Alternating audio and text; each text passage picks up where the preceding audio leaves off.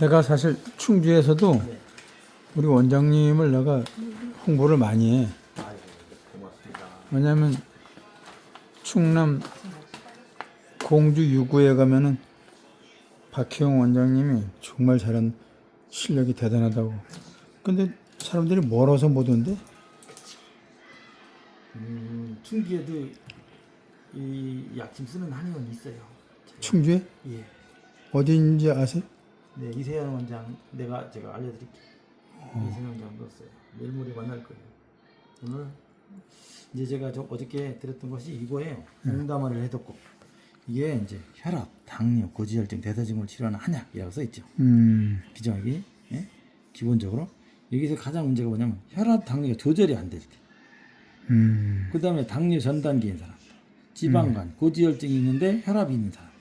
이럴 때 제가 어저께 우리 차트에 제가 여기 뭐요? 웅담 활혈 해독고라고 써있죠. 네.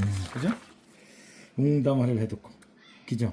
네. 예. 요거가 웅담 활혈 해독고가 혈압이 이제 갑자기 우리가 당뇨가 있는 사람들이라든지 이런 사람들은 그 에이석제제라는 약을 써요. 근데 알파차전제나 베타차전제 이런 거는 조금 위험하니까 잘 안 쓰고 이제 이뇨제성 혈압약, 칼슘 기량제, 에이석제제 이런 것들인데 요 약물들이 조금 약한 단계의 당뇨, 혈압 있는 사람들이 조절이 안 될 때 이런 사람들한테는 웅담을 해주고 상당히 효과죠. 현재 그러면 이 약을 쓴 거예요. 이 약을 쓴 거예요? 네. 이 약? 그러니까 조절이 안 될 때 이 약을 딱 쓰는 거예요. 그래서 썼더니 바로 드시자마자 떨어져 떨어지더라고요. 야, 바로 떨어졌어. 예.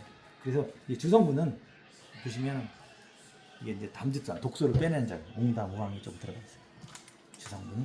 그래서 이 혈압 안정, 당뇨 안정을 시키고 혈관을 튼튼하게 하는 작용이 주로 있어요. 그럼 이게 언제까지인가 하는 거예요?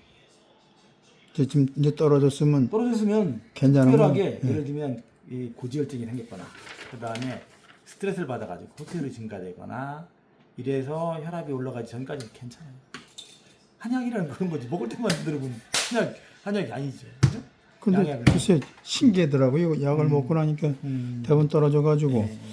그 두 가지 정보는 이제 우황의 독고하고 왜냐하면 하나는 우황의 독고를 왜 드렸냐면 양약을 여러 가지 먹었을 때 약이 효과가 안 되고 몸 안에 쌓여 있을 때는 독소를 빼야 돼요. 양약도. 그럴 때 우황의 독고를 제가 같이 드렸어요. 그럼 거의 떨어져요. 혈당도 안정화되고 그 다음에 이제 전번에도 지금 완전히 눈이 깨끗하진 않아요. 눈이 살짝 충혈돼 있더라고요.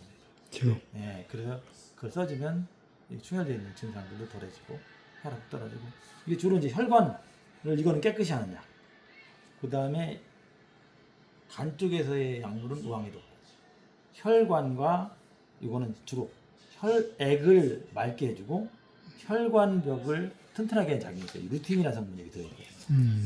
그리고 여기 엽산도 들어있고 그래서 그 다음에 이제 독소를 빼주는 우황 웅담이 들어있어가지고 그 약의 조절을 좀 더 원활하게 해주는 그런 작용이 있습니다.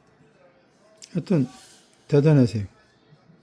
제가 다 만드는 건 아니고요. 아니. 이건 이제 그 한약이 과거에는 뭐 한제를 먹어야 효과 있다 뭐 이런 거 아니라 먹으면 30분 이내부터 작용이 시작되고 아 효과가 와요? 그렇죠. 그렇게 만들어야 되는 거죠. 이제. 감기약도 마찬가지고 다른 것도 마찬가지고 이제는 기다리는 시간도 안성질환은 좀 기다려야 되지만 이렇게 바로바로 할 것은 또 바로바로 단축이 됐네. 그렇죠. 약에 우리가 과거의 한약은 복합체로 되어 있는데 지금은 한약도 나노 분자화 시키고 또 거기에 리포즌 공법이라는 방법을 써서 약의 흡수와 그 흡수 과정을 굉장히 용이하게 만드는 거예요. 요즘에 그러니까 서양 의학에서도 약물을 만들 때 최고의 기술이 리포준 공법이에요. 요즘에 우리나라에도 리포준 공법으로 만든 비타민 C가 나와 있는 약이 있고 몇 개 안 나와 있어요. 양방에서도. 근데 이제 흡수율이 일반 약은 5%도 안 돼요. 일반 약도 10%? 이거를 비타민 C도 흡수율이 한 그거 10배 정도 흡수율을 높이다 보니까 리포준 공법을 하니까 양방도 그래서 서양 약도 리포준 공법을 하고 저희는 처음에는 사양부터 시작해서 고가 약물부터 흡수율이 좋아야 되고 그 다음에 흡수돼서 그 약물 조직의 세포막을 통과해야 되기 때문에 그래서 이제 분자를 나노 분자시키고 그거를 좀 더 흡수 용이하게 리포존 분포화 시킨 게 사양, 우황, 응당, 그 다음에 루틴, 그 다음에 RG3 이런 약물들을 미수약침도 저희가 이제 만든 게 이런 방법을 쓰는 거예요. 여기 보시면 리포존 공법이라는 것은 뭐냐면 지질 안에다가 약을 넣는 거예요. 사양 약침도 똑같이 이렇게 만드는 거거든요.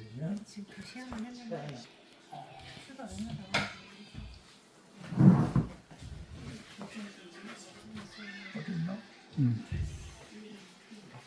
이렇게 이게 지금 리포존 공법이에요. 다 리포존화된 용법. 그래서 약물을 이 안에다 넣는 거예요. 그러면 흡수가 바로 세포막과 똑같기 때문에 바로 흡수가 돼서 바로 조직 안으로.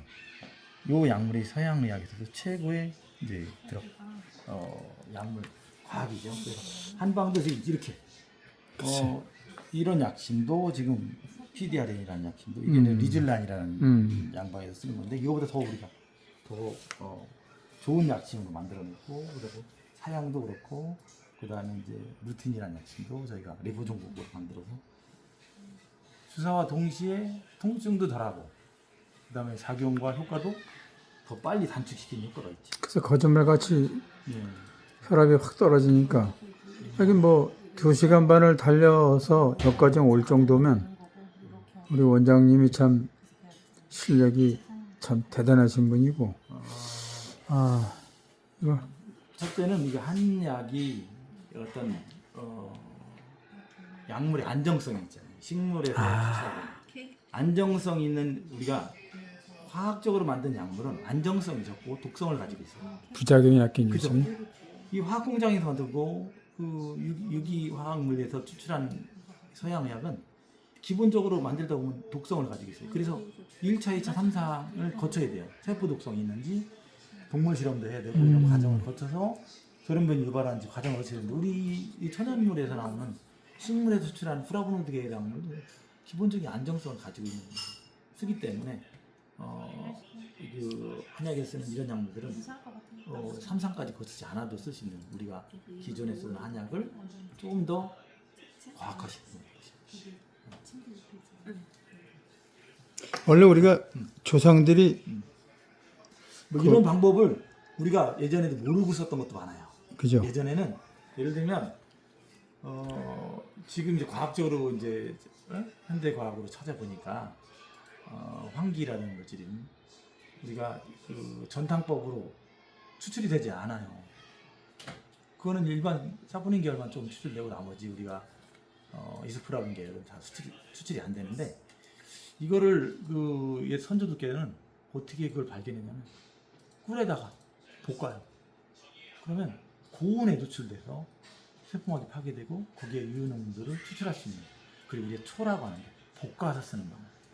그래서 우리가 이제 한약재도 아주 고온에서 추출되는 물질들은 우리가 수치, 법제를 통해서 추출을 용이하게 하는 것들이 굉장히 과학적으로도 많이 되어 있고요.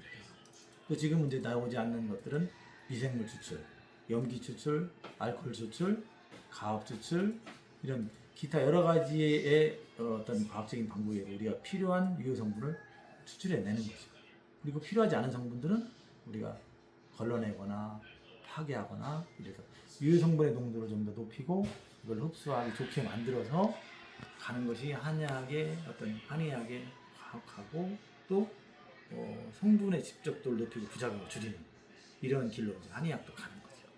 그 옛날에 왜 동의보감에 누구지? 그 유명한 유의태 아니 그 뭐냐 뭐 옛날 고려적부터 왜 그 이름 두 장가 그런데 허준. 허준. 그럼 허준, 예. 그분 네. 이게 우리가 원래는 옛날서부터 이 한약으로 다 모든 걸 다 다스렸잖아요, 그죠? 그렇죠. 예전에는 초창기에는.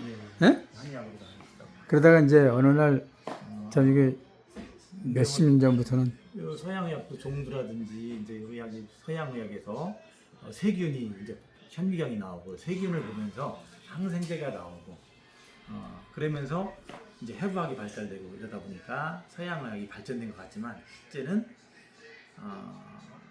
서양의 발달사도 그렇게 길진 않다. 과학이 발전하고 이런 부분에서 우리도 옛날에 면역학도 있었고 한의학도 있고 외과도 있었고 수술 방법도 있었거든요. 근데 지금은 다 우리는 이제 외과적인 치료 방법은 현대의학이 다 주고 저희는 이제 약물론하고 침치료 약물론으로 많이 개별된다고 봐야죠. 외과 쪽은 서양의학으로